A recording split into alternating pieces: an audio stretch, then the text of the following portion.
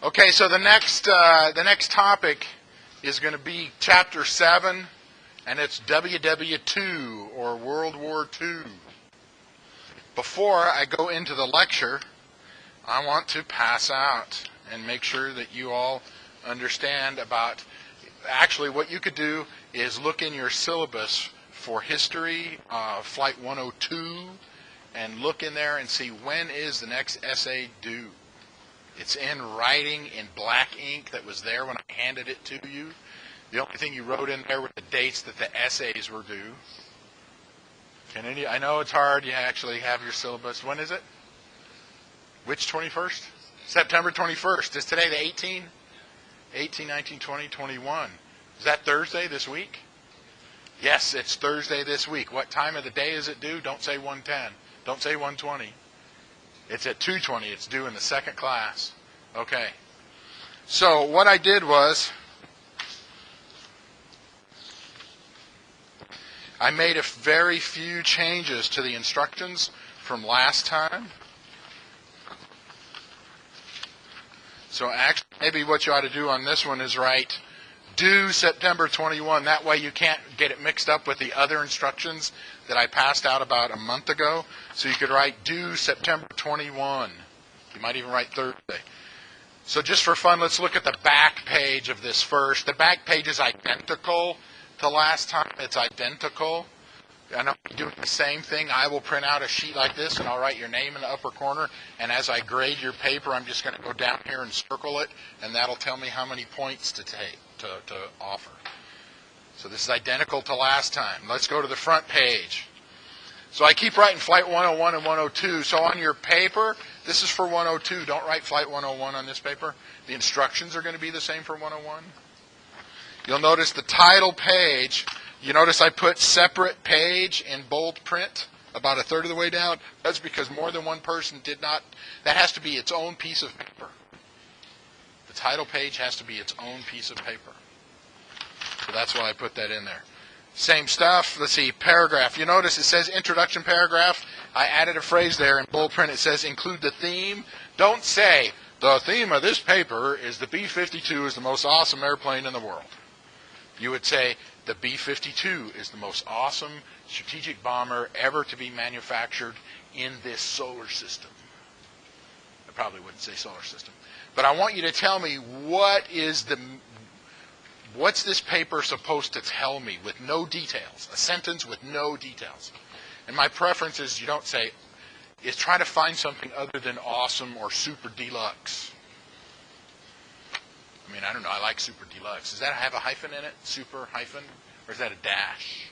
I always get confused about dashes versus hyphens anyway. So let's see, Mauricio, what are you doing your paper on? You're not sure. This is the event, if I'm correct. Is that correct? It's the event.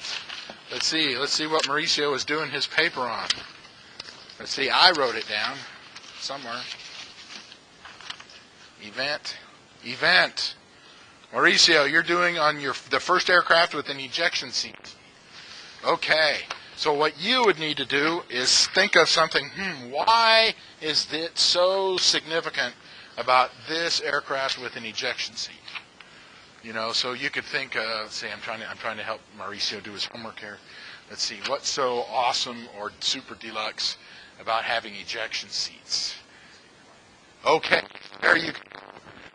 You know, the invention of ejection seats in combat aircraft was a invention that would save lives of airplane pilots. Okay, so now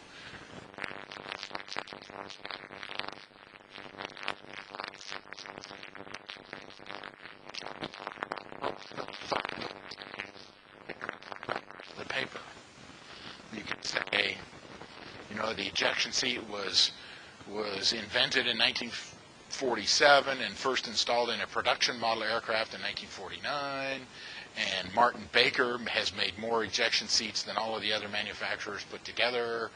And 1,729 times has the ejection seat been used, and 900 times the pilot lived. You know, is that making sense? Okay. Things. Am I losing anybody here? Okay, so Thursday. So this is what you could do tonight. You could or write out a draft and give it to me tomorrow on Tuesday. And on Tuesday night, I will read it over and I will get out my red ink pen covered in student blood. I mean, it's not covered in blood. It's mixed student blood. It's for volunteers. They're volunteers. I've never taken blood from a student without their expressed permission in advance. And I will write on it and I will give it back to you on Wednesday. And then Wednesday night, you can incorporate those changes and fix them. And then you could turn one in on Thursday and get a much, much higher score than you did last time, if that's what you want to do. All right. So I would like you to look. We're not quite done with this page. If you look about 2/3 of the way down, it says in the conclusion, include the theme. Don't say the theme of this paper was. Don't use the word theme, okay? But this is just a reminder that you're going to repeat yourself. Has anybody in here ever taken a speech class? Okay.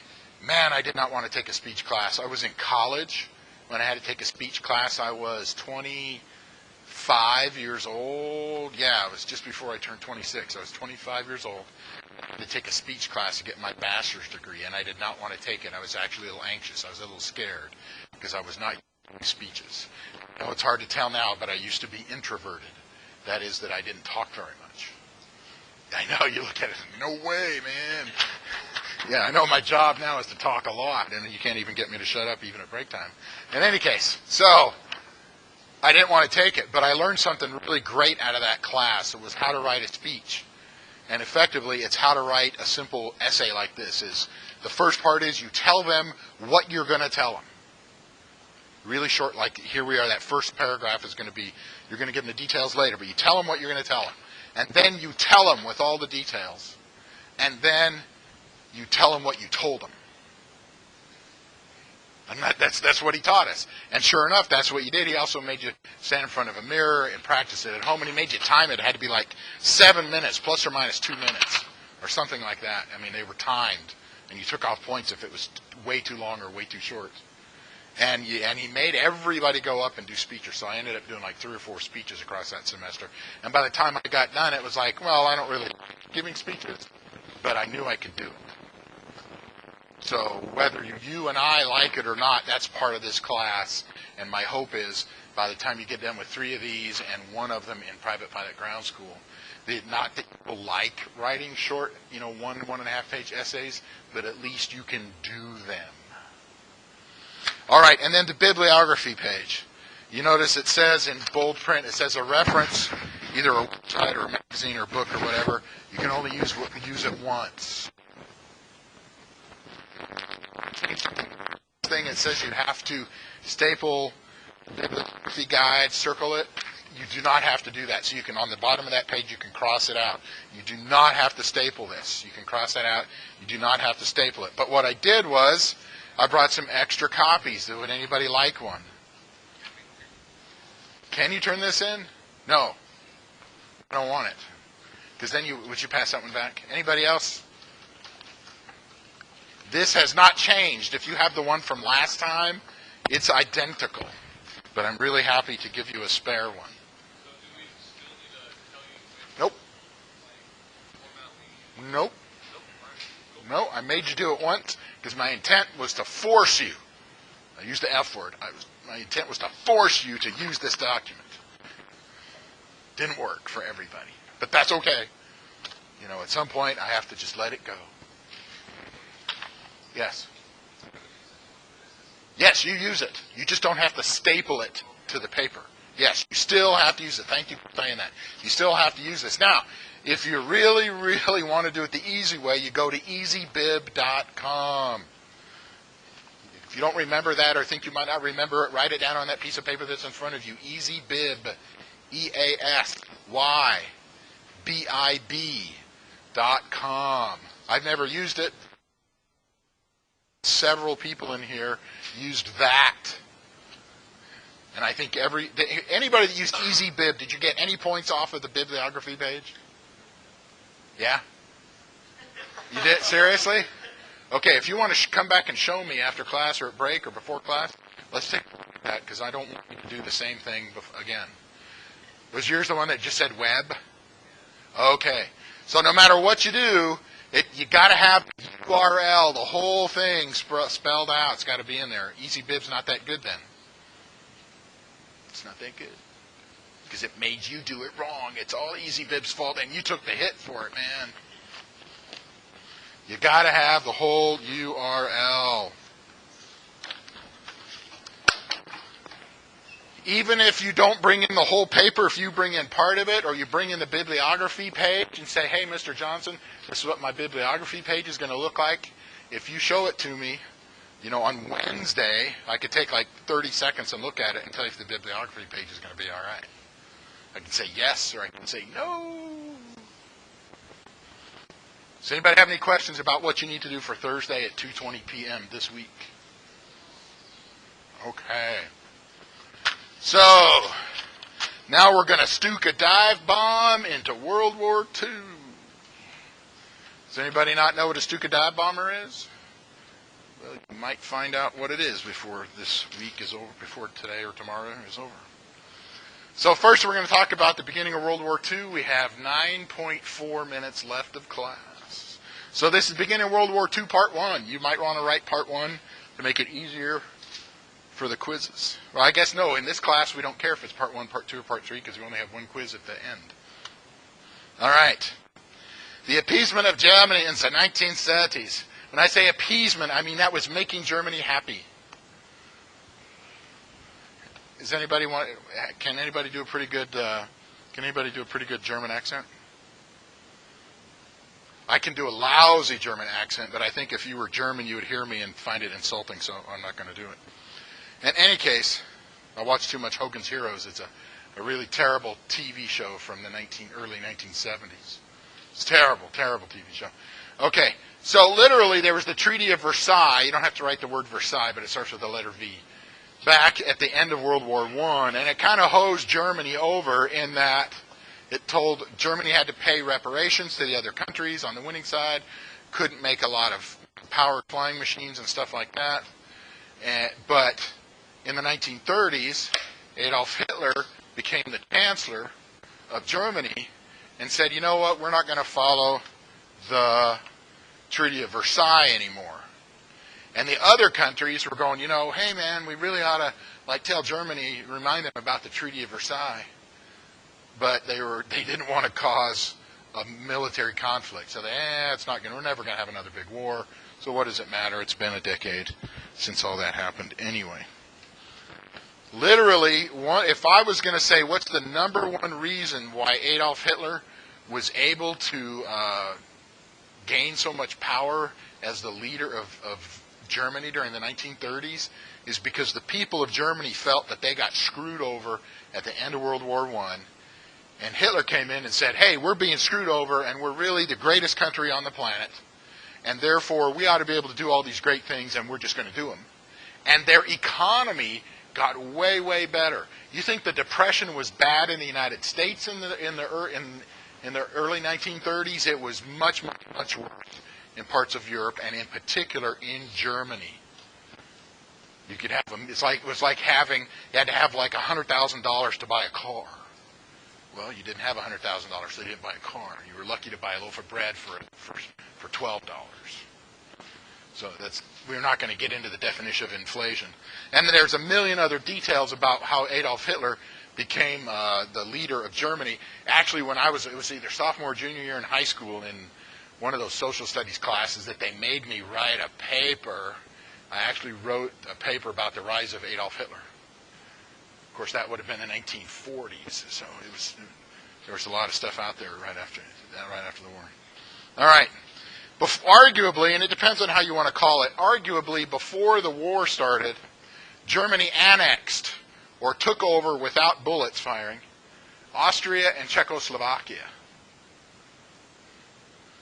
Effectively, and I'm not going to go into the details, but effectively the rationalization was, these countries are really part of Germany anyway, so we're just going to move in and take over. And now it's like saying, It's like, what's Sonora is the state right below one of the Mexican states? Say that again? It's under Arizona. How about under California? Is Chihuahua a state? Is anybody familiar with Mexican geography? Okay, well, let's just take Sonora. It's like all of a sudden the United States tells Mexico and the rest of the world, well, Sonora is really the United States. It's been the United States all along, so we're just going to move our troops into the state of Sonora. And we did it, and nobody did anything about it because we had more bullets and guns and tanks and airplanes than everybody else. And it was easier for the rest of the world to just say, okay, too bad for Sonora. I'm not saying this is good. I'm just saying that's the equivalent. All right, so Austria and Czechoslovakia were taken over effectively without much, if any, gunfire. But finally, in 1939, and this is where most historians would say, where was the first armed conflict in World War II? And I think most historians would say Poland, 1939. So even though a year or two before that, I can't remember exactly how long it was, before 1939 when Germany took over Austria and Czechoslovakia, most people would say that the World War II started when Germany took over Poland with guns and bullets and airplanes and tanks and killed lots of people, military and civilians. Because it's kind of hard to have a war without killing civilians. Even in the year 2017 with guided weapons, countries still kill people who are not officially soldiers. So Germany invades Poland, and pow, it's the beginning of World War II. That's when a whole lot of other countries now declare war against Germany. Interestingly enough, you don't have to write this down. Name the first country that declared war against Germany after the invasion of Poland. No. Canada. It was like the day before Great Britain did. I used to work with a Canadian. He had a PhD in physiology, and he grew up in Canada and lived in Canada. He was actually an electrician in the Canadian Army or Air Force and worked on airborne radar and stuff. I don't know how he ended up becoming a PhD in flight physiology, but he was very proud of the fact that Canada was the first country that declared war on Germany. So after Poland, it is rock and roll across Europe. And when I say rock and roll in this case, I'm not trying to make light of the fact that people were shot and killed and countries were taken over by force. But it was just like boom, chaka, boom, chaka, boom, chaka, boom. And when I say boom, chaka, boom, chaka, boom, chaka, boom, I know you're trying to write that down. How do you spell chaka? It's BOOM-CHAKA. Boom, chaka, and then you just repeat it. It's that Germany just ramped up and then just went, here, let's take over another country, and then another country, and then another country, and then another country. Look at that. Denmark, Norway, France, Belgium, Luxembourg, Netherlands, Holland, Romania, all in the course of 1 year. Holy mackerel! And we could go into you could spend a 3 college credit class. This aviation history is 2 credits, so it's 18 times 2 is 36 hours of lecture. You could spend 54 hours of lecture, just talking about World War II. Pardon me? Is history what? Oh, I don't know what history class. I'm just saying that you could spend days and days and days and days, weeks, nay, a whole semester just on World War II. Somewhere in the United States, there's a college class that's worth 3 credits, and it's 54 hours of lecture, and it's just World War II. Just not in this class. We're spending like 2 or 3 days on World War II. So I have to, but what had happened across the 1930s is Hitler took over, national pride took over, and the Treaty of Versailles went out to lunch, and the country of Germany started spending all of its energy on building machines and stuff like that, and their economy turned around, and inflation went down, and everybody had a good job. Not everybody, but most everybody had a good job, and people were eating and buying Mercedes-Benz, in the 1930s. We were still trading. Well, and after 1939, a lot of things changed then, because Great Britain declared war on Germany in 1939 too, and so we liked Great Britain more than we liked Germany. Well, I like to talk about the airplanes of the war. I'm not an expert on what treaties we had and stuff like that. I do like watching World War II movies But usually it's about people shooting each other and dropping bombs on them and, what do you call it, torpedoes. I like submarine movies from World War II. The good guys win in all the movies that I watch. I mean, almost all of them. In Pearl Harbor, the good guys didn't win. Unless you were from Japan, and then in that battle, the good guys won. All right, so this is 1941. You don't have to. I'm not going to ask you a question about it, but I wanted you to understand here. Here's 1941, May 1941, and the words over there are in German. So this is May 1941. So so battling with bullets and guns and planes and bombs has only been going about 18 months or so, maybe 20. And the gray area is what Germany had taken over in less than 2 years. So the land that Germany had 18 months after they invaded Poland was 3 or 4 or 5 times bigger than the country of Germany was before. You notice France is in here, all the way over to Greece. I mean, all the what used to be Czechoslovakia and Poland and Romania. Look at that. They got Norway up there. They got Finland, Belgium, the Netherlands, Denmark. I always have a hard time figuring out where's the difference between Denmark and Belgium and the Netherlands.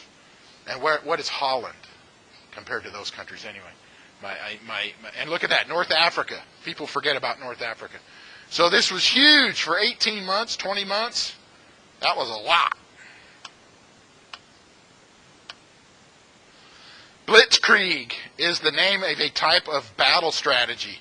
If you translate the word Blitzkrieg from German into English, you get lightning war, and it's 1 minute after 3, so we're going to call it quits for the day.